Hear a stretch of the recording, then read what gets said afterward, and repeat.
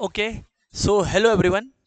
मैं हूं C Ashish Kedia and students CA foundation economics में अपने आ चुके हैं चैप्टर 3 यूनिट 1 के लेक्चर नंबर 2 पार्ट नंबर 2 पर। ओके, चलिए बातचीत शुरू करते हैं। सबसे पहले स्टूडेंट्स अपने क्या पढ़े थे लास्ट डे? प्रोडक्शन क्या है, अगर आपको याद हो तो दो बातें मैंने बताई थी। रॉ मटेरियल्स को फिनिश गुड्स में कन्वर्ट करना भी प्रोडक्शन है and at the same time utility create करना भी प्रोडक्शन है। बराबर बात है।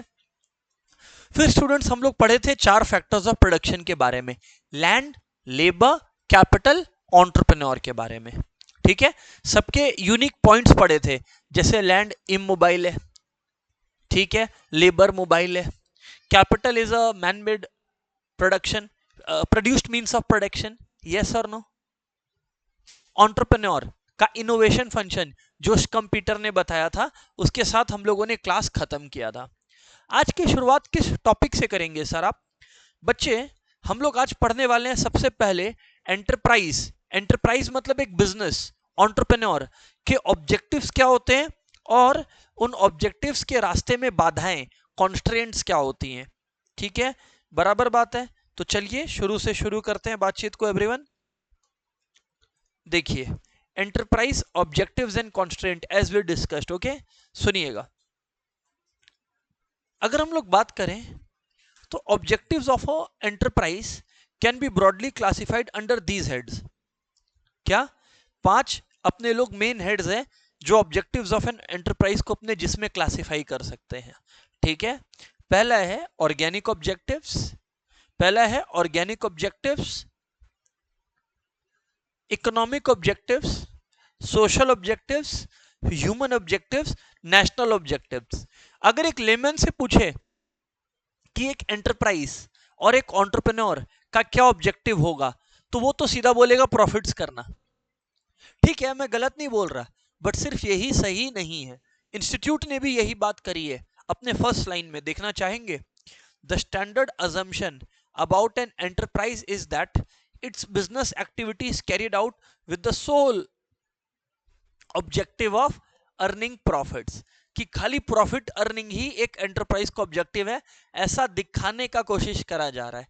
However in the real world enterprises do not make decisions exclusively on profit maximisation objective alone. वो दिन गए कि एक एंटरप्राइज सिर्फ अपने बिजनेस को रन करने का प्रॉफिट मैक्सिमाइजेशन ऑब्जेक्टिव रखे, वो दिन गए। आज मल्टीफेसेटेड ऑब्जेक्टिव्स होता है किसी भी एंटरप्राइज का। ब्रॉडली कितने, फिर से बोलिए? 5। ऑर्गेनिक, इकोनॉमिक, सोशल, ह्यूमन और नेशनल। ठीक है सर, सर बात समझ में आ गया। अब यहां पर ध्यान से सुनिएगा, इसको याद भी ऐसे कर सकते हैं, है ना? नो शी, ठीक है कि नहीं है? नो शी, क्लियर है कि नहीं क्लियर है? नो प्लस शी, समझ में आ गया? ठीक है। रुद्राक्ष बच्चा सोच रहा है हाँ सर, शी से नो तो हम सुनते ही हैं, तो एकदम सही है। उसी तरीके से यहां पर ध्यान रखना है आपको कि नो प्लस शी, इसमें एन हो गया नेशनल ऑब्जेक्टिव्स, ओ हो गया ऑर्गेनिक ऑब्जेक्टिव्स, एस हो गया सोशल ऑब्जेक्टिव, एच हो गया ह्यूमन ऑब्जेक्टिव्स, ई हो गया इकोनॉमिक ऑब्जेक्टिव्स। क्लियर है कि नहीं क्लियर है? ये हो गया ऑब्जेक्टिव्स ऑफ अ बिजनेस। बराबर है क्या? राइट सर, बातचीत बराबर है। अब एग्जाम में मैं अगर पेपर सेटर हूं, इसमें से मैं क्या क्वेश्चन दे सकता हूं बताऊं? मैं ऐसा क्वेश्चन दूंगा, which of the following is not an objective of an enterprise. इसमें से 3 दे दूंगा, इसमें से 3 दे दूंगा और चौथा कुछ भी उठपटांग बोल दूंगा, तो वो जो उठपटांग पॉइंट है वही आंसर है। बात समझ में आया कि नहीं आया? या a business enterprise how many objectives? Option में दे दिया 5 4 3 2, 5 हो गया आंसर। आप पढ़ के नहीं जाओ, आपको कहीं से भी बेवकूफ बनाया जा सकता है। अंडरस्टूड है? Right sir, all good sir, all good sir. चलो ऑर्गेनिक ऑब्जेक्टिव्स का बात करते हैं। बच्चे यहां ध्यान रखिएगा, बार बार इंस्टीट्यूट के मटेरियल में ना अलग अलग इकोनॉमिस्ट का नाम आएगा। वो इकोनॉमिस्ट क्या बोल रहे हैं मैंने लास्ट क्लास में भी कराया है, है ना, बेट्स एंड पार्किंसन, कंपीटर, सबका बातचीत हुआ है, फ्रैंक नाइट। क्लियर है कि नहीं क्लियर है? अब सुनिएगा आप लोग बात को यहां पर। ऑर्गेनिक ऑब्जेक्टिव, ऑर्गेनिक ऑब्जेक्टिव क्या बोलता है? The basic minimum objective of all kind of enterprise is to survive और स्टे अलाइव। ऑर्गेनिक ऑब्जेक्टिव का मतलब क्या है? To survive and stay alive. खत्म नहीं हो बिजनेस, बंद ना हो, कम से कम बिजनेस कम से कम बंद ना हो, हम लोग इस कंपटीशन के दौर में सरवाइव कर सके। That is your organic objective class. Sir बात समझ में आता है? सर बात समझ में आता है? ऑर्गेनिक ऑब्जेक्टिव अब क्या लिखा है? An enterprise can survive only if it is able to produce and distribute at a price which is enough to recover its cost. आपका अगर 500 रुपया लग रहा है तो आप कम से कम बेच के 500 रुपया तो रिकवर कर लो, वरना पता लगा आपका लग 500 रुपया रहा है और रिकवर आप कर रहे हो 400, तो बंद हो जाएगा बिजनेस, सरवाइव कैसे करेगा? If an enterprise does not recover its cost of staying in business, it will not be in a position to meet its obligation to its creditors, suppliers and employees, with the result that it will be forced into bankruptcy. With the result that it will be forced into bankruptcy. चलो ठीक है। अब यहां पर आएगा, ध्यान से सुनना। Growth as an objective has assumed importance with the rise of professional managers. पहले था सर्वाइवल, अब क्या हो गया? ग्रोथ। हम लोग किस हेड के अंदर है? ऑर्गेनिक के अंदर। आप लोग खुद से रीड नहीं करते हो लाइन बाय लाइन, मैं रीड करवा रहा हूं लाइन बाय लाइन। समझ आ गया? अब देखो इकोनॉमिस्ट का नाम आने वाला है, RL Marris's. Theory of firm assumes that the goal that the managers of a corporate firm set for themselves is to maximize the firm's balanced growth rate subject to managerial and financial constraints. RL Marris, RL Marris क्या बोल रहा है समझे आप लोग? कि हर organisation में managers होते हैं और मैनेजर्स एक ऑर्गेनाइजेशन का ग्रोथ रेट सेट करते हैं, और जो टारगेट ग्रोथ रेट होता है वो ऑर्गेनाइजेशन का फाइनेंशियल बजट को देखकर रखा जाता है। अब समझो, आपका अगर अंबानी जैसा बजट हो तो ग्रोथ एक्सट्रीमली हाई भी रख सकते हैं, पर अगर आपके पास फाइनेंस लिमिटेड है तो आपका ग्रोथ रेट पर भी तो रेस्ट्रिक्शन लगाना पड़ेगा।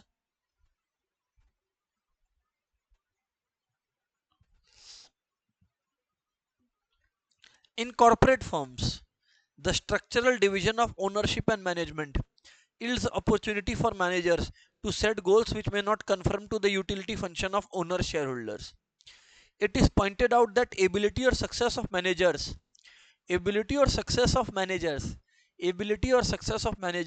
is judged by their performance in promoting the growth or expansion of the firm, and rewards obtained by them are reflection of their success in achieving growth of the firm managed by them. ठीक है, तो यहां पर RL मैरिस का बड़ा important role था।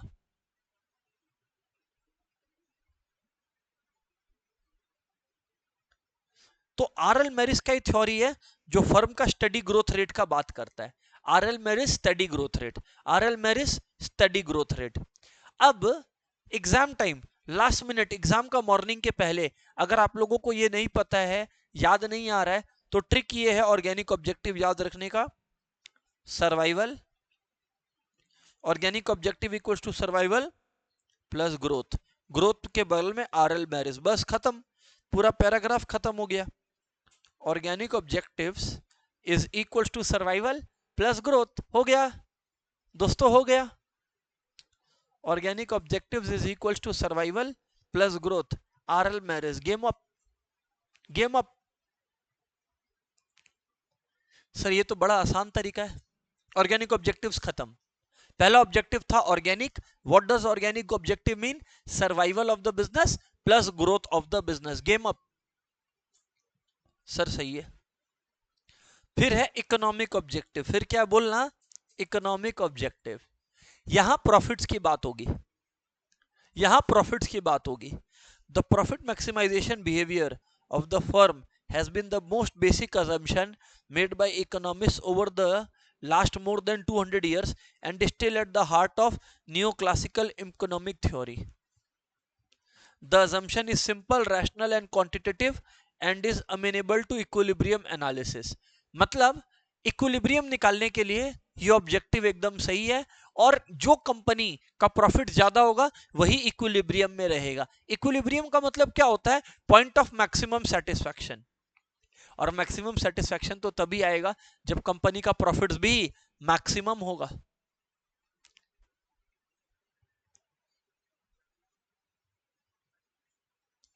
The investors expect that their company will earn sufficient profits in order to ensure fair dividends to them and to improve the prices of their stocks. क्या लिखा है देखो, the investors expect that their company will earn sufficient profits in order to ensure fair dividends to them and to improve the prices of their stocks. तो हर एक का अपना expectation होता है, हर एक का अपना एक्सपेक्टेशन होता है। ध्यान से सुनिएगा, ध्यान से सुनिएगा, इधर लिख सकते हो ऐसे, एम्प्लॉइज क्या एक्सपेक्ट करेगा? Fair salary. लिख लो, employees expect fair salary. Investors expect share prices to rise. Economic objectives के अंदर बता रहा हूं, investors expect share prices to rise. जिसने बिजनेस में पैसे लगाए हैं वो तो चाहेगा ना बिजनेस के शेयर्स का वैल्यू ऊपर जाए। और इन्वेस्टर्स चाहेंगे प्रॉफिट्स में रेगुलर हिस्सा, यानी कि रेगुलर डिविडेंड। इन्वेस्टर्स चाहेंगे रेगुलर डिविडेंड। एम्प्लॉइज चाहेंगे फेयर सैलरी, एम्प्लॉइज चाहेंगे फेयर सैलरी, इन्वेस्टर्स चाहेंगे रेगुलर डिविडेंड। और क्या बताऊं? क्रेडिटर्स,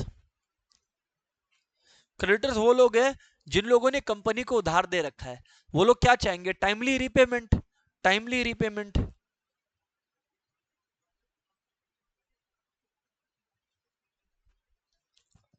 टाइमली रीपेमेंट, बराबर है। अब स्टूडेंट्स, इकोनॉमिक्स का ऐसा कॉन्सेप्ट पढ़ाने वाला हूं कि मजा आ जाएगा सुन के तुमको, मजा आ जाएगा सुन के तुमको। सुनोगे?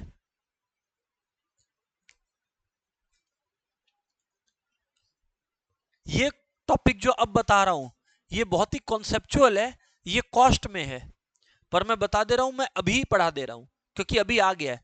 कॉस्ट में मत उम्मीद करना, कॉस्ट में बस रीड करके भाग जाऊंगा। चलो ठीक है, रेडी, सुनना। The definition of profit in economics is different from accountants definition of profit.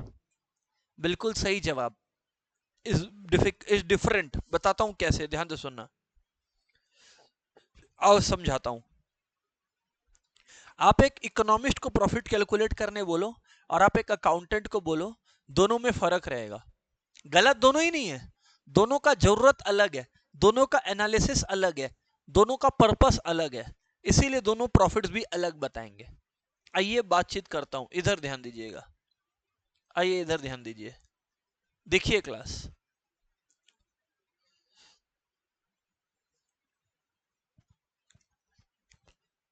मान लीजिए एक पर्सन है ना, शांति से समझिएगा, शांति से समझिएगा।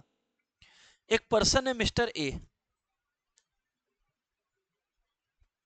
मिस्टर ए का जो है पढ़ाई लिखाई हो गया, पढ़ाई लिखाई हो गया, इसको एक अच्छा जॉब ऑफर हुआ है, पता आपको? ये चार्टर्ड अकाउंटेंट बन चुका है, इसको पहला जॉब ऑफर हुआ है ₹16 लाख का, 16 लाख रुपया का पहला जॉब ऑफर हुआ है इसे। ठीक है सर, ठीक है, तो हम बोले सुनो तो,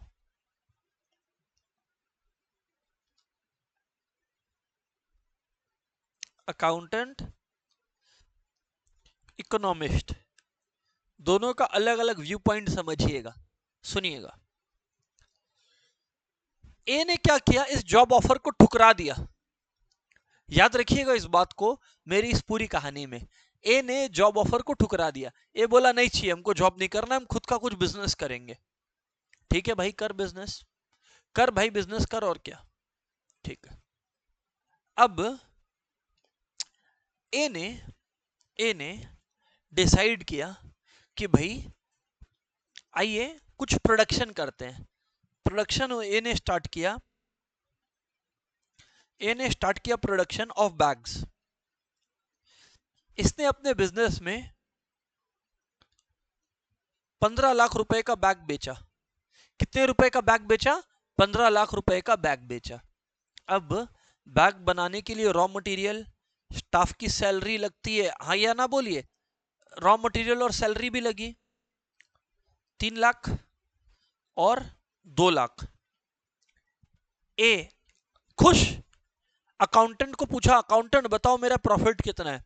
अकाउंटेंट बोला मालिक बहुत आसान है, 15 लाख का आपने माल बेचा, 5 लाख का आपने कॉस्ट इनकर किया, तो मालिक 10 लाख रुपया का आपका प्रॉफिट हो गया। प्रॉफिट हो गया, ठीक ठीक। पर इकोनॉमिस्ट अब इससे एक बात पूछता है, इकोनॉमिस्ट अब ए से एक बात पूछता है, क्या? सुनिएगा जरा।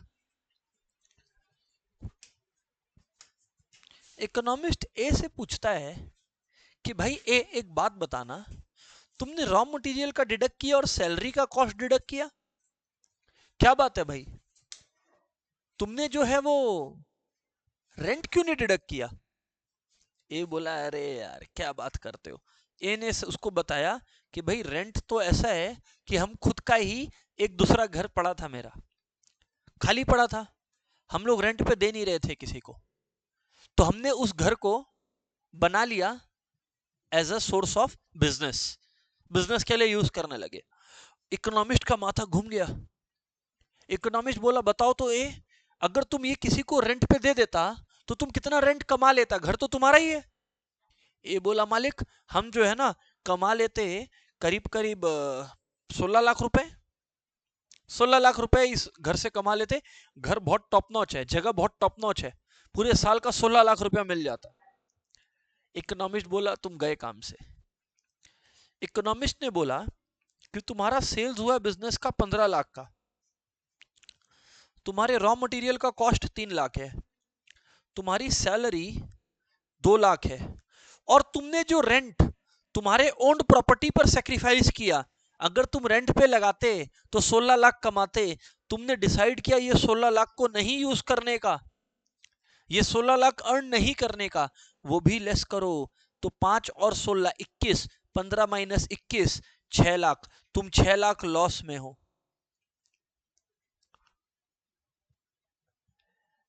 इकोनॉमिस्ट और अकाउंटेंट का दो अलग अलग अप्रोचेस, दो अलग अलग अप्रोचेस, समझे?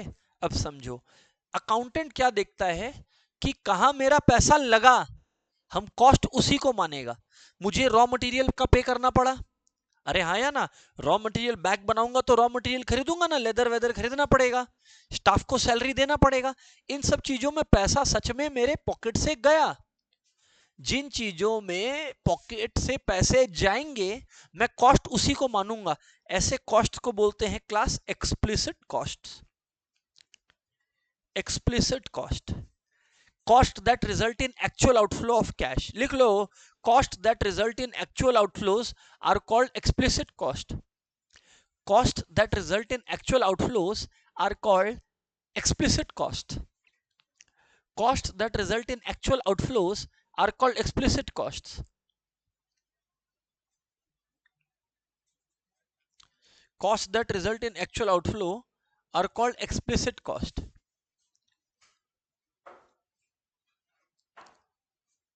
बराबर बात है। अब अगर बातचीत बराबर है, अब अगर बातचीत बराबर है, cost that result in actual outflow are called explicit cost. अब यहां पर ध्यान देना, अब यहां पर ध्यान देना बच्चे,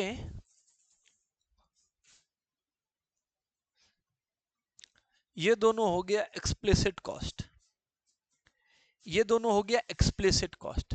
अब मुझे एक बात का जवाब दीजिए आप लोग, अब मुझे एक बात का जवाब दीजिए आप लोग, ठीक है? सुनिएगा, रेंट जो सैक्रिफाइस किया, एक्चुअली अकाउंटेंट ने इसको लेस क्यों नहीं किया था?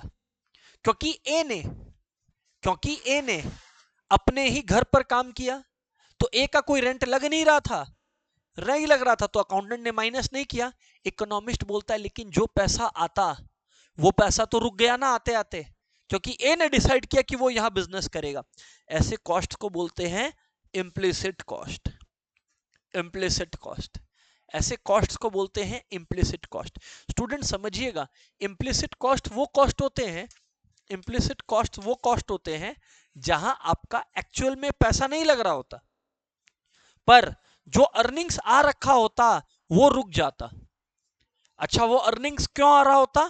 क्योंकि आप किसी प्रॉपर्टी के ओनर हो, पर अर्निंग्स आने से रुका क्यों? क्योंकि भले ही आप उस प्रॉपर्टी के ओनर हो, पर उस प्रॉपर्टी को आपने अपने बिजनेस के लिए यूज करने का चयन किया। आपने डिसाइड किया कि आप अपने बिजनेस के लिए उस प्रॉपर्टी को यूज करोगे, आप उसे किसी को रेंट पर नहीं दोगे। क्या मैं समझा पा रहा हूं क्या सिंपल भाषा में? सर आप समझा पा रहे हैं। उसे कहते हैं इम्प्लिसिट कॉस्ट। इम्प्लिसिट कॉस्ट के बारे में दो बातें याद रखिएगा, वरना आप इसको अपॉर्चुनिटी कॉस्ट से कंफ्यूज कर जाइएगा। इम्प्लिसिट कॉस्ट का मतलब आप किसी रिसोर्स के ओनर होने चाहिए और उस रिसोर्स से आपका अर्निंग्स सेक्रीफाइस होना चाहिए। दो बातें हैं इम्प्लिसिट कॉस्ट इनकर होने के लिए। पहले, you should be owner of something and there should be a sacrifice of the earnings from that resource. उस रिसोर्स से जो आप कमा पाते, आपको वो सैक्रिफाइस करना पड़ेगा, तब इम्प्लिसिट कॉस्ट हुआ। समझ में आया क्या? सर समझ में आ गया। सर बात समझ में आ गया है। आ गया क्या? Right sir. तो इस बात को और शांतिपूर्वक बताने के लिए मैं कह सकता हूं, accounting profit equals to sales minus explicit cost. लिख लो, accounting profit equals to sales minus economic explicit cost. Sales minus explicit cost. Economic profit is equals to sales minus explicit cost minus implicit cost। जी हां,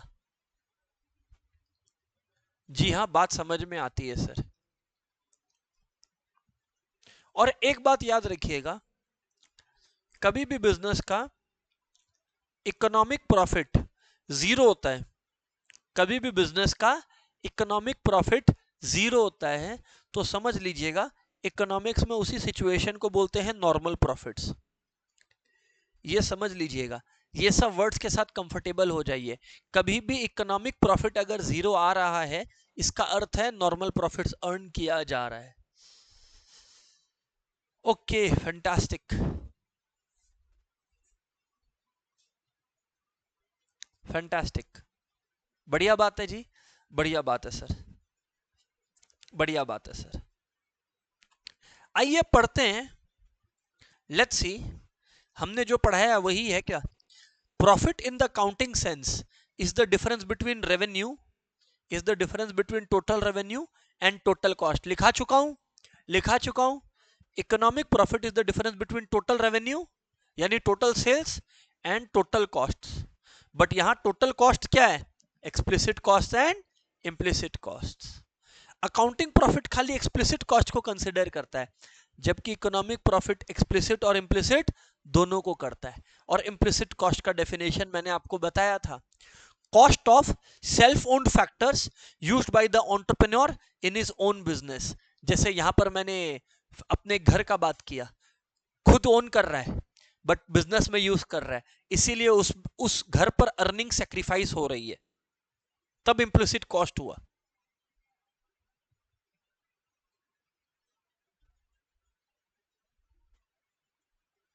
और हमेशा ये common sense वाला बात है, economic profit accounting profit से कम होगा। क्यों? क्योंकि अकाउंटिंग प्रॉफिट निकालने के लिए सिर्फ एक्सप्लिसिट कॉस्ट माइनस हुआ है, इकोनॉमिक प्रॉफिट निकालने के लिए एक्सप्लिसिट कॉस्ट और इम्प्लिसिट कॉस्ट दोनों माइनस हुआ है। Since economic profits include this opportunity costs associated with self-owned factors, it is generally lower than accounting profit। तो लिख लो, economic profit is generally lower than accounting profit। लिख लो statement of the day, economic profit is generally lower than accounting profit.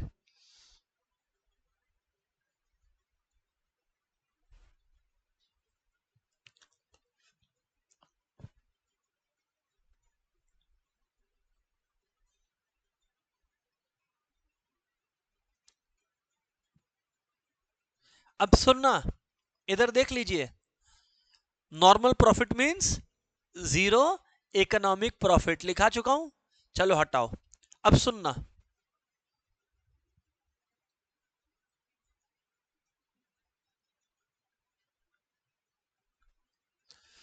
अब profit maximisation के मामले में लोगों का क्या ओपिनियन है? भूले तो नहीं, हम लोग ऑर्गेनिक ऑब्जेक्टिव पढ़ चुके थे, हम लोग अभी किस ऑब्जेक्टिव के अंदर है? इकोनॉमिक ऑब्जेक्टिव के अंदर है, भूले तो नहीं? एच ए सिमन नाम का एक इकोनॉमिस्ट है, H A Simon, H A Simon भी बोलते हैं। एच ए साइमन नाम के इकोनॉमिस्ट ने पता है क्या बोला? कि कोई भी फर्म ना बहुत ज्यादा प्रॉफिट एम नहीं करता, कोई भी firm satisfactory level of profits aim करता है। देखो, H A Simon argues that firms have satisfying behavior and strive for profits that are satisfactory। सब बोलते थे maximum profits, H A Simon बोलता है नहीं, फर्म का गोल होता है सेटिस्फैक्टरी प्रॉफिट्स, फर्म का गोल होता है satisfactory profits. H A Simon क्या बोलते हैं? फर्म का गोल है सेटिस्फैक्टरी प्रॉफिट्स। आगे बढ़ो, Baumol's theory of sales maximization holds that sales revenue maximization, Baumol क्या बोलता है? Baumol अगेन एक इकोनॉमिस्ट है, that sales maximization rather than profit maximization is the goal of enterprise। तो लिख लेना, H A Simon, H A Simon, H A Simon का कहना है सेटिस्फाइंग प्रॉफिट्स, मतलब इतना प्रॉफिट्स अर्न करना है कि फर्म सेटिस्फाइड हो, और बॉमल ने कहा कि भैया प्रॉफिट मैक्सिमाइजेशन गोल है ही नहीं, कोई भी बिजनेस को प्रॉफिट बढ़ाने का नहीं सोचना चाहिए, सेल्स बढ़ाने का सोचना चाहिए, सेल्स मैक्सिमाइजेशन।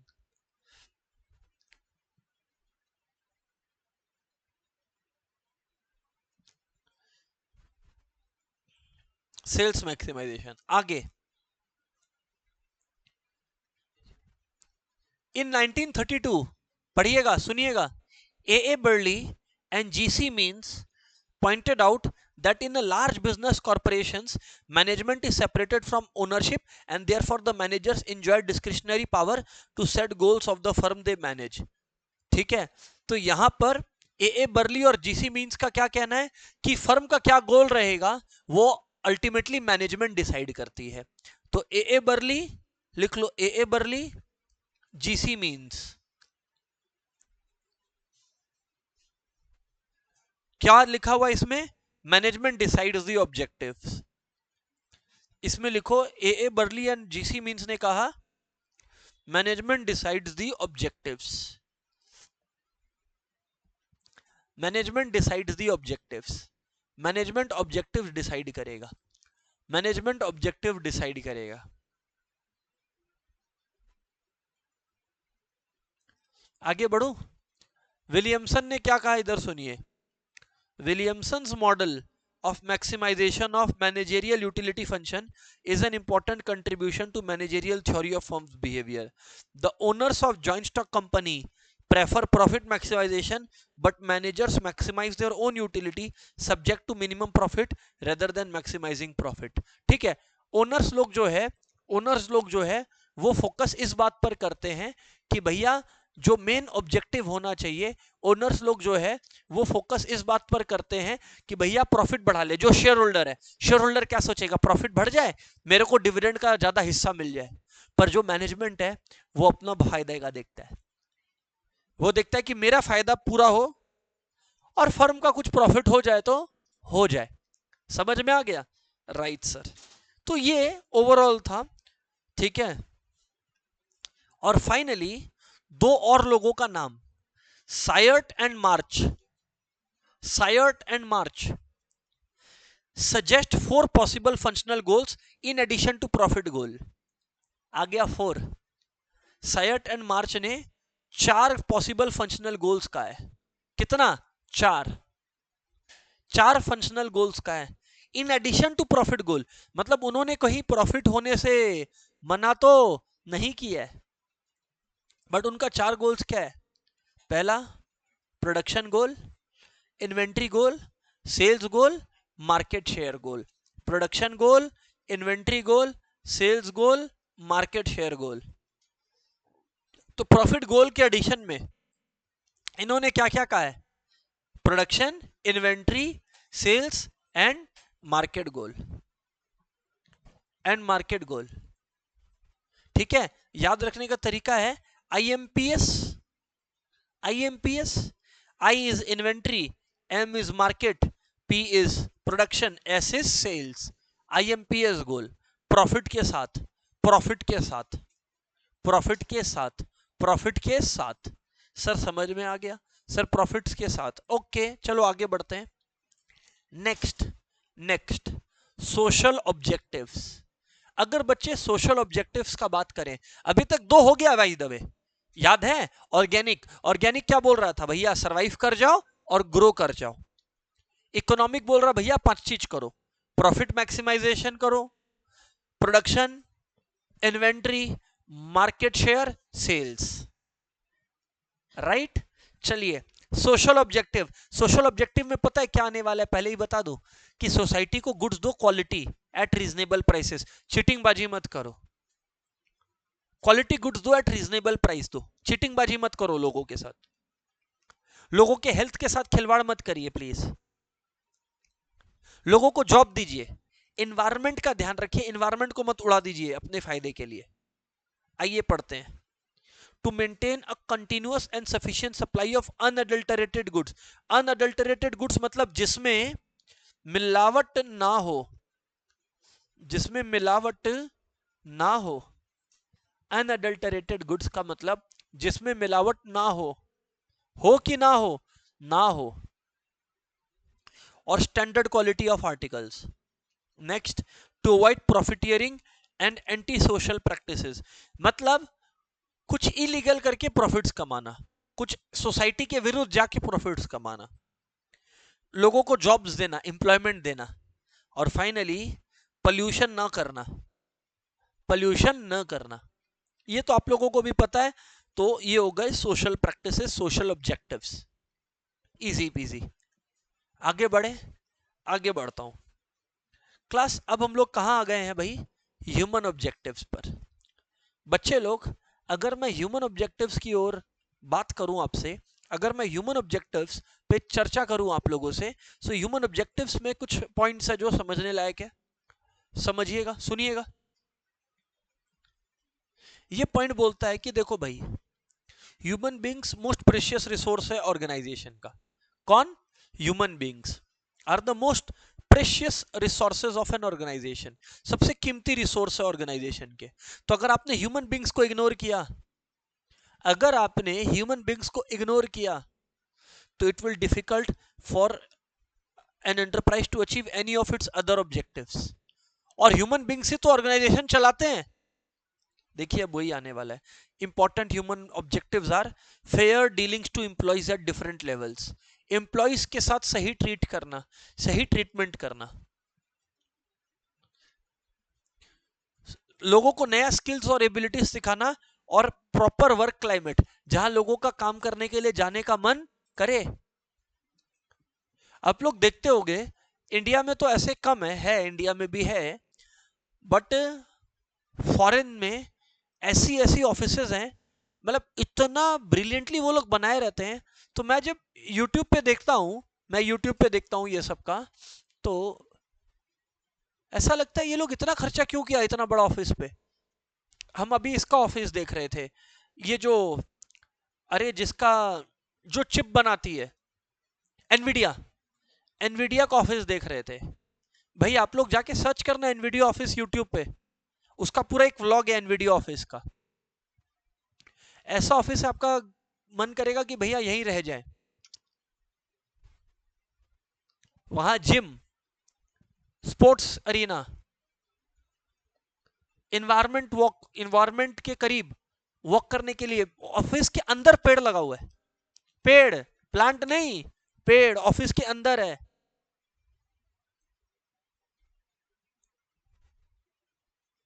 सन आ सके उसके लिए एक डिजाइन है। कुछ 2000-2500 करोड़ का ऑफिस है, 2000-2500 करोड़। हम सोचे कि भैया ऐसा क्यों, फिर रियलाइज होता है। अच्छा बाय द वे, एनवीडिया का मार्केट कैप जानते हो? मार्केट कैपिटलाइजेशन जानते हो कितना है? $3 ट्रिलियन। मतलब पूरा इंडियन स्टॉक मार्केट, जितनी इंडिया की कंपनीज है सब जोड़ लो। हाँ, अंबानी अडानी सब जोड़ लो, टाटा जोड़ लो, जितना बैंक है एचडीएफसी एफडीएफसी सबका मार्केट कैप जोड़ लो। अब एनवीडिया है, एक एक यूएस की कंपनी, एक एक कंपनी है ये यूएस की। क्यों है? वैसा वर्क एनवायरनमेंट है, वैसा वर्क एनवायरनमेंट है। यही लिखा है यहाँ पे, to develop new skills and abilities and provide a work climate in which they will grow as mature and productive individuals, to provide the employees an opportunity to participate in decision making, and finally to make the job contents interesting and challenging. जो लोगों के लिए job है वो interesting बनाए और challenging बनाए। Finally क्या आया बोलो?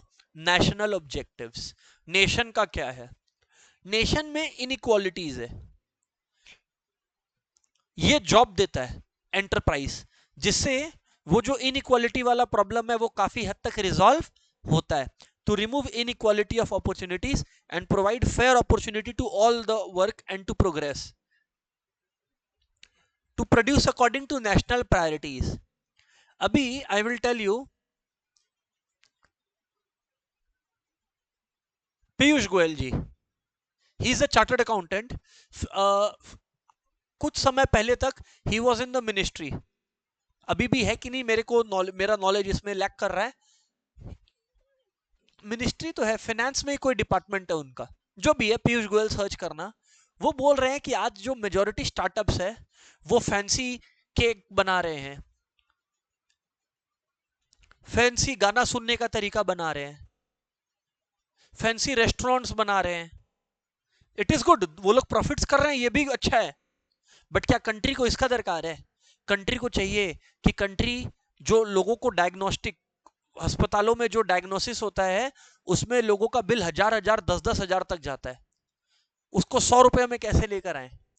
वैसा इनोवेशन चाहिए कंट्री को।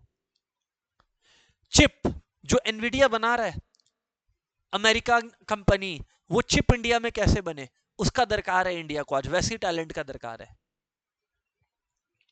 To help the country become self-reliant and avoid dependence on other nations, self reliant बने और अदर नेशंस पर डिपेंडेंस कम करे। Next, to train young man as apprentice and thus contribute in skill formation for economic growth and development. बस वही है कि country grow कर जाए at the end of the day, that is the main goal. Sir समझ आ गया? अब स्टूडेंट्स इतना समझ में आ गया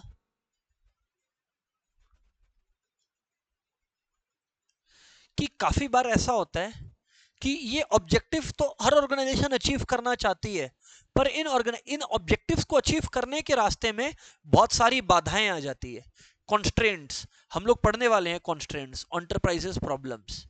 पर आइए कॉन्स्ट्रेंट्स पढ़ते हैं क्या क्या है। पहला है lack of knowledge and information. जो फॉरेन कंट्रीज में लोगों के पास नॉलेज है वो यहां लैक कर रहा है, इसलिए उतना इनोवेशन नहीं हो रहा है। The enterprise functions is in an uncertain world where lack of accurate information, many variables that affect the performance of the firm cannot be correctly predicted for the current month.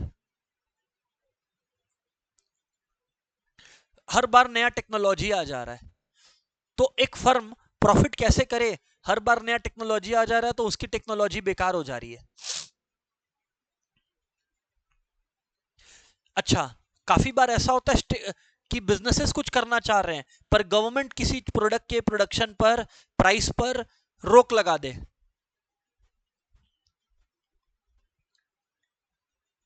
हो सकता है country में infrastructure ही ना available हो, country में पूरी तरह से बिजली नहीं आती हर जगह, कंट्री में रॉ मटेरियल अवेलेबल नहीं है सही मात्रा में, तो हो सकता है इस वजह से ऑर्गेनाइजेशन ग्रो नहीं कर पाए। एंड फाइनली अपने पास इन्फ्लेशन, इंटरेस्ट रेट्स, ये भी एक सिचुएशन है ना, हाई टैक्स रेट्स, ये भी नेचुरल कैलामिटीज, ये सब भी रोक सकते हैं। ठीक है, तो ये एक रीड करने वाला बात है। इधर से क्वेश्चन आए एमसीक्यू की दुनिया में, it is very rare, read कर लेना, जहां से आ सकता है मैंने डिटेल में पढ़ाया, यू नो दैट। अब एंटरप्राइज के प्रॉब्लम्स के बारे में बात करेंगे। सबसे पहले देखो, सबसे पहले आप लोग देखो, मल्टीपल प्रॉब्लम्स है we are going to talk about each one of them एक एक करके। पहला है प्रॉब्लम रिलेटेड टू ऑब्जेक्टिव्स।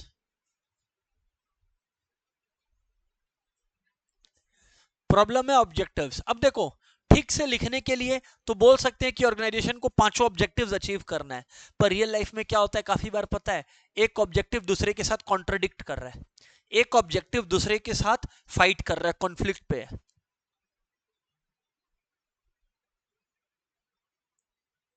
समझे? एग्जाम्पल देता हूं, एग्जाम्पल दू। शेयर होल्डर्स क्या चाह रहा है? प्रॉफिट मैक्सिमाइजेशन, सेल्स प्राइस बढ़ाना पड़ेगा, पर सोसाइटी चाहती है कम कॉस्ट पे सामान दो। तो सोशल ऑब्जेक्टिव और इन्वेस्टर्स ऑब्जेक्टिव टक्कर खा गया। तुम समझ रहे हैं हम क्या बोला? तो बोलने को ही अच्छा है, तो ऑर्गेनाइजेशन को बहुत केयरफुली कौन सी ऑब्जेक्टिव को कितना लेवल तक अचीव करना है, ये एक डिसीजन लेना पड़ता है। एक ऑर्गेनाइजेशन को कौन सी ऑब्जेक्टिव को किस लेवल तक अचीव करने का प्रयास करना है, कितना प्रयत्न करना है, वो लास्ट में डिसीजन लेना पड़ता है, क्योंकि ऑब्जेक्टिव्स में भी in conflict with each other. दूसरा, problems related to location and size of the plant. मतलब क्या है सर? देखो, पहले लोकेशन समझाता हूं। देखो, एक होता है रॉ मटेरियल का सोर्स, जहां से रॉ मटेरियल मिलता है, एक होता है मार्केट, जहां मेरा फिनिश गुड्स बिकता है। अब प्रॉब्लम समझे क्या है? हमारा जो फैक्ट्री है वो कहां बैठना चाहिए? अब अगर रॉ मटेरियल के पास बैठाएं तो ट्रांसपोर्टेशन रॉ मटेरियल का फैक्ट्री में आसान हो जाएगा, पर मार्केट से दूर हो गया। और अगर फैक्ट्री मार्केट के पास बैठाए, गुड्स दुकान मार्केट के पास बैठा है, तो बेचना आसान हो जाएगा, पर रॉ मटेरियल दूर हो गया। तुम समझ पा रहा है क्या प्रॉब्लम हो रहा है? ये हो गया लोकेशन का। और साइज का प्रॉब्लम है, पहले हम लोग स्मॉल स्केल पे स्टार्ट करें या लार्ज स्केल पे? स्मॉल स्केल पे करेंगे तो कॉस्ट ज्यादा लगेगा, लार्ज स्केल पे करें तो कॉस्ट कम लगेगा, पर बिजनेस नहीं चला तो पूरा इन्वेस्टमेंट गया। बात समझ में आ रही है क्या बोल रहा हूं? बहुत सारे कॉन्फ्लिक्टिंग चीजें होती है। Problems related to selecting and organizing physical facilities. अब कौन सा प्रोसेस यूज करे, कौन सा इक्विपमेंट, कौन सी मशीनरी यूज करे, मशीनरी कहां से मंगवाए, किस कॉस्ट पे मंगवाए। अब अगर मशीन खरीदना है, साइज डिसाइड कर लिया बिजनेस का, तो उसके लिए फाइनेंस कहां से अरेंज करे? पहला चॉइस, अमाउंट ऑफ फंड्स कितना चाहिए, प्रोडक्ट का डिमांड कितना होने वाला है, प्रॉफिट कितना होने वाला है, और ये जो पैसा रेस करने वाले हैं डेट के थ्रू करके करने वाले हैं, उधार पे या इक्विटी पे, या दोनों का बैलेंस, इसी को बोलते हैं कैपिटल स्ट्रक्चर। क्या बोलते हैं? Capital structure. ये ऊपर से रीड करवा रहा हूं क्योंकि उतना ही जरूरत है, ठीक, उतना ही जरूरत है। फिर है problems related to organization structure. अब समझना क्या है, कितना अथॉरिटी है जूनियर्स के पास, और जूनियर्स के पास अथॉरिटी है और रिस्पॉन्सिबिलिटी भी है कि नहीं, कितनी रिस्पॉन्सिबिलिटी है, क्या इसका बैलेंस है कि नहीं है, क्या सीनियर्स जूनियर्स की बात सुनते हैं कि नहीं सुनते हैं, ऑर्गेनाइजेशन का एनवायरनमेंट कैसा है। ये हो गया problems related to organizational structure. फिर है प्रॉब्लम्स रिलेटेड टू मार्केटिंग। अच्छा, मार्केटिंग में चार प्रॉब्लम्स आ सकता है, 4 P's। मार्केटिंग में चार प्रॉब्लम्स आ सकता है, जिनको क्या बोलते हैं, बोलो? 4 P's of marketing. 4 P's of marketing. Marketing में चार प्रॉब्लम्स आ सकता है, जिनको बोलते हैं 4 P's of marketing. Product, price, place, promotion. Product का मतलब, क्या मेरा प्रोडक्ट में वेराइटीज चाहिए? जैसे काफी प्रोडक्ट का अलग अलग फ्लेवर्स होता है, तो क्या मेरे प्रोडक्ट में वैरायटी चाहिए? मेरी प्रोडक्ट का क्वालिटी कैसा है, मेरे प्रोडक्ट का डिजाइन कैसा है, मेरे प्रोडक्ट का ब्रांड नेम क्या है, मेरा प्रोडक्ट पैकेज कैसे हो रहा है, मेरा प्रोडक्ट यूजफुल है कि नहीं है। ये हो गया प्रोडक्ट रिलेटेड पॉइंट्स। फिर हो गया प्रमोशन। फिर हो गया क्या, बोलो? प्रमोशन। कम्युनिकेशन कैसे हो रहा है कंज्यूमर्स के साथ, पर्सनल सेलिंग से हो रहा है, मतलब प्रमोट कैसे कर रहे हैं प्रोडक्ट को, कंज्यूमर्स को डोर टू डोर जाके बेच रहे हैं माल, एडवर्टाइज कहां कर रहे हैं? आईपीएल के टाइम कर रहे हैं। कैसे? प्राइस, प्रोडक्ट का क्या प्राइस लगाएं, कितना उधार दें, कितने समय में लोगों को रिपे करने का मौका मिले, ये हो गया प्राइस। और फाइनली क्या हो गया? बोलो, प्लेस। किस आउटलेट से माल बेचे, क्या चैनल ऑफ डिस्ट्रीब्यूशन रहेगा, कितना इन्वेंट्री स्टोर करें। ज्यादा इन्वेंट्री स्टोर कर दिए तो ज्यादा पैसा ब्लॉक हो जाएगा, कम इन्वेंट्री स्टोर कर दिए कस्टमर किसी और के पास चला जाएगा अगर आपके पास स्टॉक नहीं रहा तो ये सारी चीजों को देखना पड़ता है। Product, price, place, promotion. फिर क्या आता है? बोलो, problems related to legal formalities. Problems related to legal formalities क्या लिखा है? बहुत सारा लीगल फॉर्मेलिटीज हमारी कंट्री में है। आपको टैक्स, इनडायरेक्ट टैक्स भी फाइल करना है, डायरेक्ट टैक्स भी फाइल करना है, आपको रिटर्न्स भी लगाना है, आपको क्वार्टरली स्टेटमेंट्स भी सबमिट करने हैं।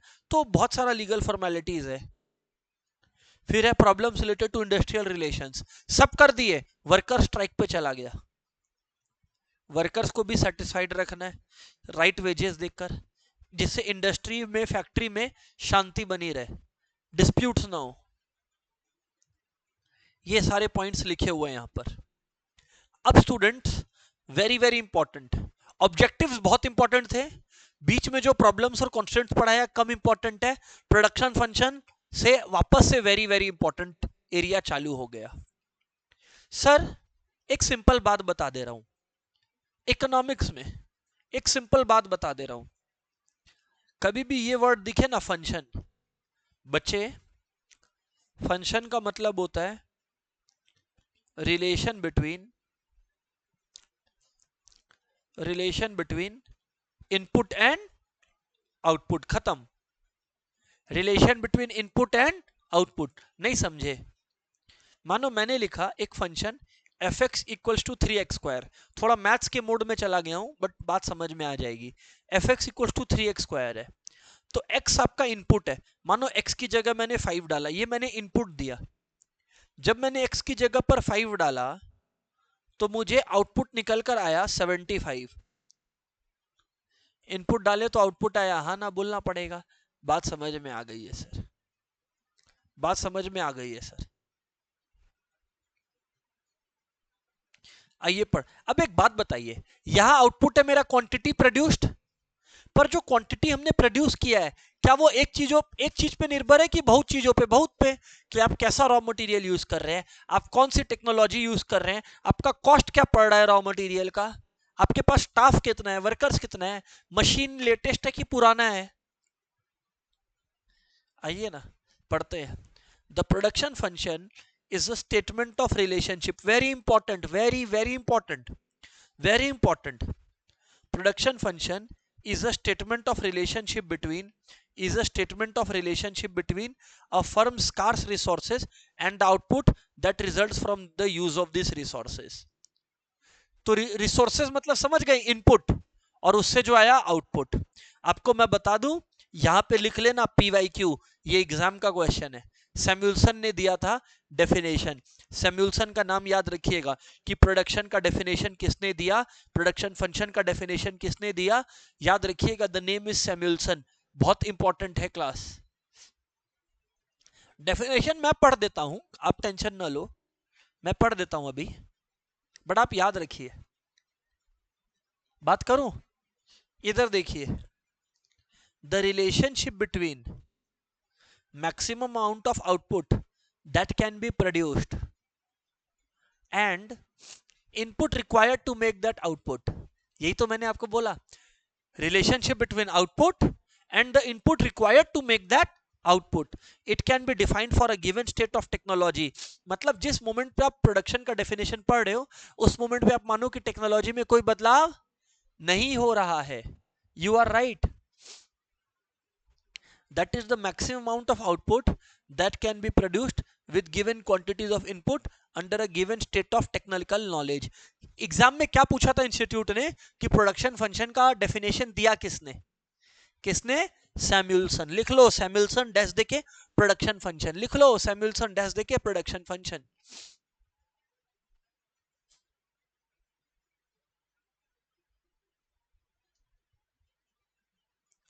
सैमुअल्सन, बराबर बात है। राइट सर, बातचीत बराबर है। राइट सर, बातचीत बराबर है।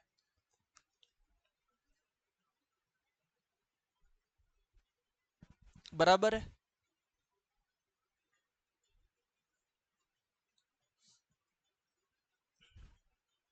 अब प्रोडक्शन फंक्शन पढ़ने के लिए हमारे पढ़ाई में हम लोग दो इनपुट्स कंसीडर करते हैं, लेबर और कैपिटल। बोलो क्या? लेबर और कैपिटल। लेबर मतलब वर्कर्स, कैपिटल मतलब मशीनरी या टेक्नोलॉजी। तो Q क्वांटिटी प्रोड्यूस्ड, इसको पढ़ते हैं कैसे हैं?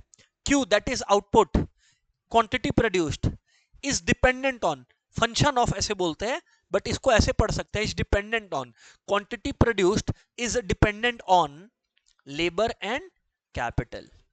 These are the inputs. These are the inputs.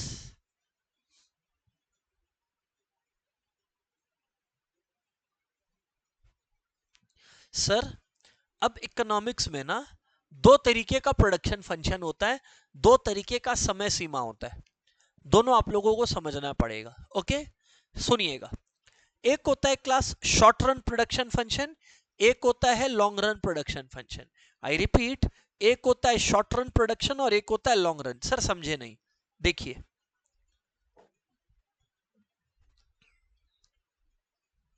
एक होता है क्लास फिक्स्ड फैक्टर, एक होता है variable factor. Late me give you an example. मुझे एक बात समझाने का मौका दीजिए। स्टूडेंट्स, मेरे पास एक जमीन है, जमीन। I have one land. On that land I have decided कि I will grow, let's say cherry. मैंने इस जमीन पर चेरी उगाने का डिसीजन लिया। I may hire one labourer, I may hire two labourer, मैं 10 लेबरर्स हायर कर सकता हूं, यस और नो? अब let's say the time period is 3 months। In 3 months suppose मेरे को चेरी का प्रोडक्शन बढ़ाना है। इन 3 months इज इट पॉसिबल कि मैं एक नया लैंड भी खरीद लूं और उसमें फसल भी उगा दूं? No. Yes, in 3 months it is possible कि I can hire new workers, but in 3 months it's not possible that I buy another land, not possible. So land is fixed, labor is variable because labor can be increased or reduced. Short run बोलते हैं इसी को। Short run production period वो period होता है, short run is that time period where at least one input is fixed, means it can not be changed. Other inputs can be changed but at least one input will be fixed. एक इनपुट at least fixed रहेगा। देखोगे यहां पर लिखा है, period will be considered, very very important, a period will be considered short run period, a period will be considered short run period if the amount of at least one of the inputs used, if the amount of at least one of the inputs used remains unchanged during that period, remains unchanged during that period. A period will be considered short run if the amount of at least one of the inputs used remains unchanged during that period. If at least one of the inputs remains unchanged during that period. Unchanged means fixed. अच्छा sir, if all inputs are variable, मान लो 2 साल, in 2 years I can buy any number of lands, I can hire any number of workers, everything is variable. So time period in which all factors of production matlab to produce whatever resources you need, it can be land, labor, raw material, machine, anything, when all factors of production are variable, it is called long run, it is called long run. And if at least one input is fixed, अगर एक input कम से कम fixed है, if at least one input is fixed, if at least one input is fixed, welcome to short run, welcome to short run. If at least one input is fixed, welcome to short run. देखो, long run is a period of time, class, long run is a period of time in which all the factors of production are variable, just like I told you. Long run एक ऐसा time period है जहां सारे factors of production variable होते हैं. समझ में आ रही है बात? अब इंस्टीट्यूट का फेवरेट एरिया, यहां से इंस्टीट्यूट क्वेश्चन ना दे ये असंभव है. क्या है? असंभव.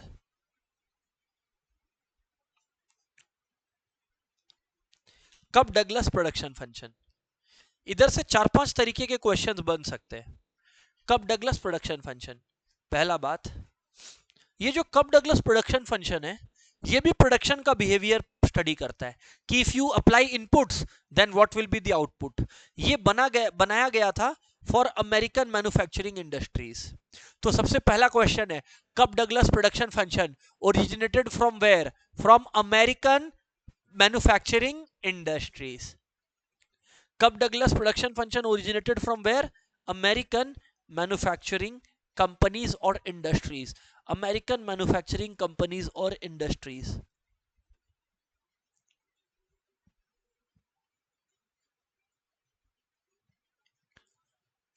अच्छा, सो यूएसए का कॉन्सेप्ट है.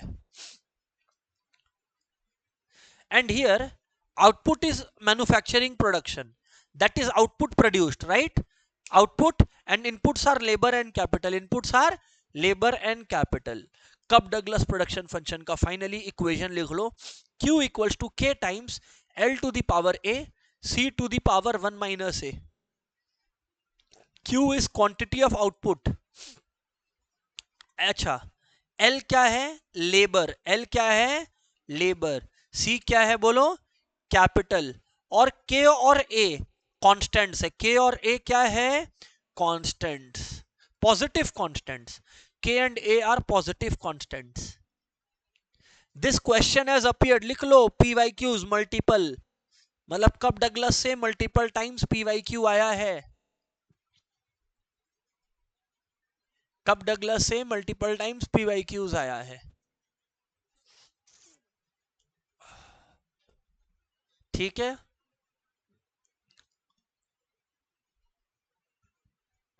So quantity produced is equals to K times L to the power A C to the power 1 minus A. L और C का मतलब लेबर और कैपिटल. अभी और भी बाकी है. कंक्लूजन फ्रॉम दिस स्टडी, कब डगलस ने जो कंक्लूजन दिया वो मैं बता रहा हूं आपको कि दैट लेबर कंट्रीब्यूटेड 3/4. तो जो टोटल आउटपुट प्रोड्यूस हो रहा है उसमें लेबर का कंट्रीब्यूशन 3/4 है और मशीन का कंट्रीब्यूशन 1/4 है of the manufacturing production. So very important, how much did labour contribute? 3/4. लिख लो, लेबर 3/4, कैपिटल यानी कि machine contributed 1/4 towards the total output. मतलब लेबर इज मोर प्रोडक्टिव.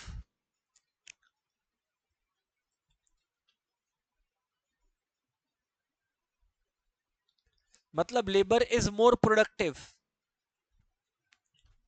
बात समझ में आ रही है कि नहीं समझ में आती है? सर बात समझ में आती है. अब a very important law we will be studying, इसको बोलते हैं क्या? Law of variable proportions. Remember, सबसे पहले ये लॉ अप्लाई कब करता है? शॉर्ट रन में. कब अप्लाई करता है? शॉर्ट रन में. तो whenever you are studying law of variable proportion you are in short run period. Short run मतलब at least one input is fixed. At least one input is fixed. It can be land, it can be capital, but at least one input is fixed. Law of variable proportion का एक और नाम है law of diminishing returns. अब ये law क्या बोलता है पहले जरा समझ लीजिए, उसके बाद आगे बात करिएगा. Students see, here land is fixed. Land is fixed. One input is fixed. Labour is variable. Labour is variable. तो देखो, labour 1 unit, 2 unit, 3, 4, 5, 6, 7, 8, 9, 10, 11. Labour is variable. Labour is variable. अब इधर ध्यान देना, फर्स्ट यूनिट के लिए टोटल प्रोडक्ट कितना है 100, 2 यूनिट के लिए कितना है 210, 3 यूनिट के लिए कितना है 330।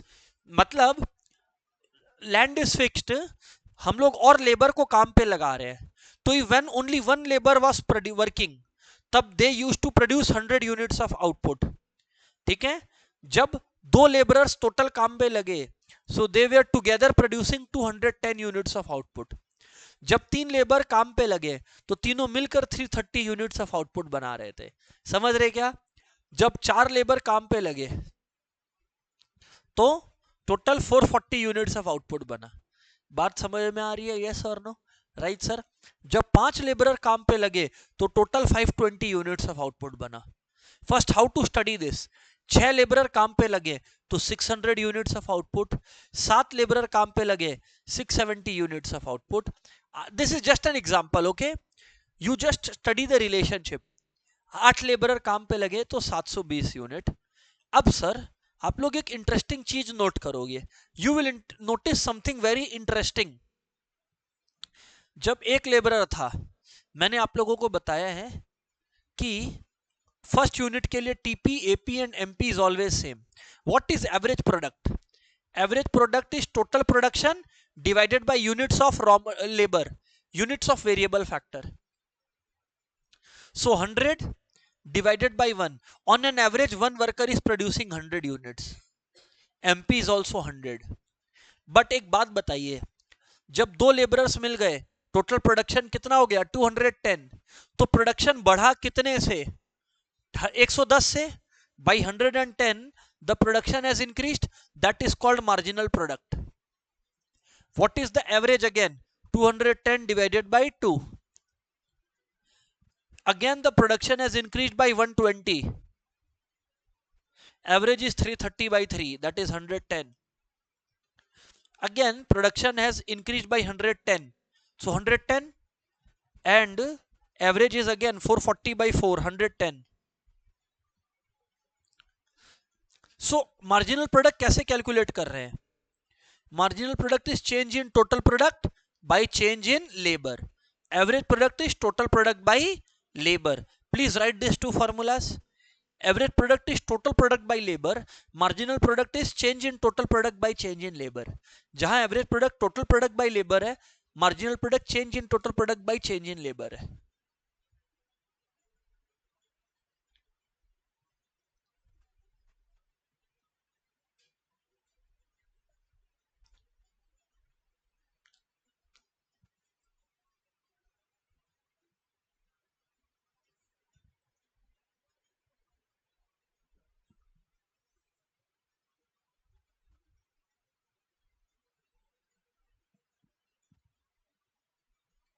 अंडरस्टूड है कि नहीं अंडरस्टूड है?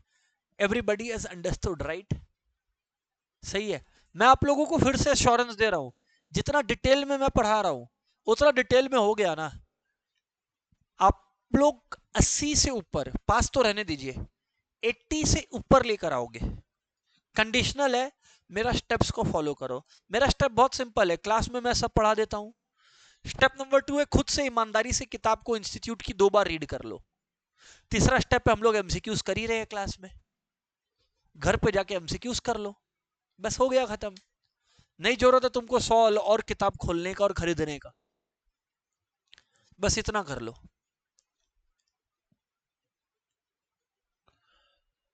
हाँ, coming back, marginal product is change in total product by change in labor, change in total product by change in labor। तो आप लोग समझिए ना, यहां पर change in total product 440 से 520 यानी 80 by change in labor यानी 1, तो 80 by 1 80, ये आ गया marginal product, ये आ गया marginal product। this will go on and on, on and on, on and on। But अब sir law of variable proportion क्या हुआ? आप हम लोगों को ये एक्सप्लेन करो। Law of variable proportion class, what does it say? I will tell you. It says, law of variable proportion बोलता है जब आप इनपुट बढ़ाते जाते हो ना, एक और लेबर बढ़ाते जाते हो, तो जो फिक्स फैक्टर है यानी कि जो आपका जमीन है वो और बेटर यूटिलाइज होता है। क्योंकि जमीन बेटर यूटिलाइज होता है तो आउटपुट जिस तेजी से बढ़ता है जिस स्पीड से आउटपुट बढ़ता है वो स्पीड भी बढ़ जाता है, वो स्पीड भी बढ़ जाता है। देखो एवरेज प्रोडक्ट यहां तक बढ़ रहा है। Students this is the first stage. जब तक एपी बढ़े, जब तक एपी बढ़े, यानी कि till the point AP is maximum, that is called stage 1 of law of variable proportion. इसको बोलते हैं स्टेज ऑफ इंक्रीजिंग रिटर्न्स। क्या बोलते हैं? Stage of increasing returns till the point AP is maximum.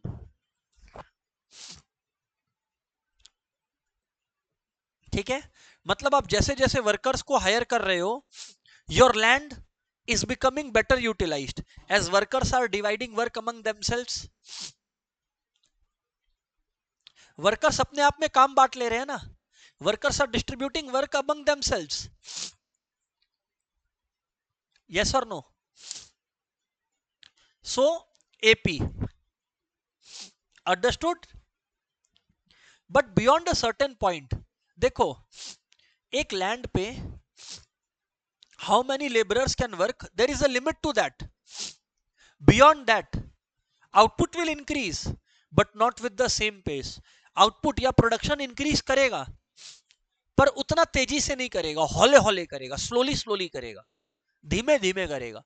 Production बढ़ेगा और वर्कर्स लगाओगे but production पहले जितना तेजी से बढ़ेगा नहीं, प्रोडक्शन बढ़ेगा बट धीमे धीमे बढ़ेगा। So after stage 1 till TP is maximum, देखो TP is maximum at this level 750, till this point where stage TP is maximum there is stage 2. stage 2 is called stage of diminishing returns. मतलब यहां production बढ़ तो रहा है but तेजी से नहीं, धीमे धीमे। प्रोडक्शन बढ़ तो रहा है पर तेजी से नहीं, धीमे धीमे। stage of diminishing returns and class after this boom. अब तो इतना ज्यादा भीड़ हो गया है, अब तो देयर इज सो मच भीड़ ऑफ लेबरर्स कि labourers are playing cricket on the land, वो लोग काम नहीं कर रहे हैं, तो आउटपुट है started falling. Too many cook spoil the broth, बहुत ज्यादा लोग काम बिगाड़ देते हैं, काम बिगड़ने लग गया, आउटपुट फॉल होने लग गया। समझ आ गया? This is the third stage called stage of negative returns. Stage of negative returns, stage of negative returns. To explain this law of variable proportion को समझाने के लिए मैं एक एनालॉजी दूंगा। Let me give this analogy. Analogy का मतलब है unrelated example to explain the point. आप लोग पढ़ने बैठे, पहला घंटा में आप लोगों ने 5 पेजेस पढ़ लिया, दिमाग फ्रेश था। 2 घंटा मिला के आपने 12 पेजेस पढ़ लिया टोटल, यानी कि फर्स्ट आवर में 5 पेज, सेकेंड आवर में अकेले आपने कितना एक्स्ट्रा पढ़ लिया? 7 पेज। पर 2 घंटा is your maximum efficiency time. 2 घंटा के बाद भी आपको पढ़ने बैठाया गया, तो तीसरे घंटे भी आप पढ़े बट आपका जो एफिशिएंसी था वो कम हो गया।